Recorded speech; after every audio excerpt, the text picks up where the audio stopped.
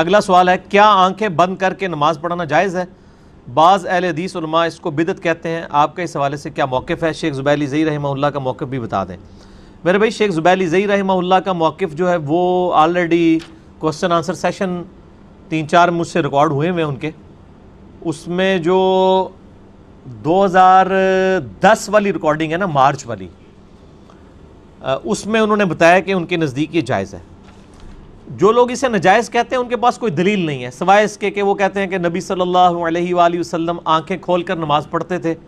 کیونکہ صحیح بخاری میں آتا ہے کہ نبی علیہ السلام ایک دفعہ نماز پڑھ رہے تھے تو سامنے ایک ایسی کوئی پردہ تھا جس کے اوپر کوئی نقش و نگار بنے ہوئے تھے، تو نبی علیہ السلام نے وفات کے بعد یعنی سلام پھیرنے کے بعد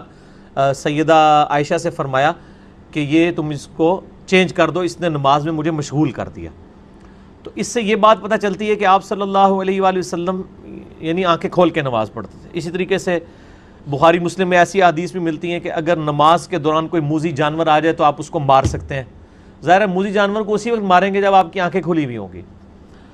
لیکن اس کے برعکس اگر آپ کسی ایسی جگہ پہ نماز پڑھ رہے ہیں جہاں پہ اندھیرا ہی اتنا ہے کہ آپ آنکھیں کھولیں یا بند کریں وہ برابر ہی ہے، تو وہاں پہ تو اینڈ رزلٹ وہی رہے گا۔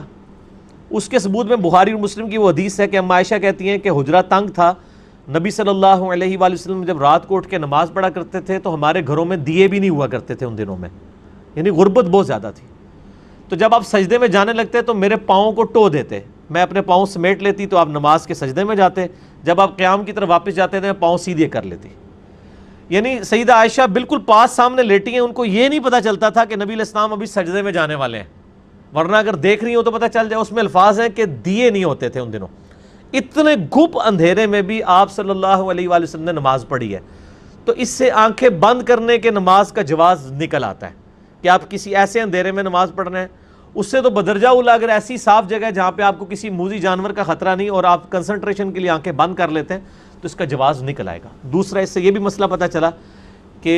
بیوی کو ہاتھ لگانے سے وضو نہیں ٹوٹتا، کیونکہ آپ صلی اللہ علیہ وآلہ وسلم کے پاؤں ٹو دیا کرتے تھے۔ تو میرا موقف اس میں یہ ہے کہ جائز ہے، اور بسا اوقات یعنی نماز میں کنسنٹریشن کے لیے اگر کوئی ایسا کرتا ہے تو بالکل ٹھیک ہے۔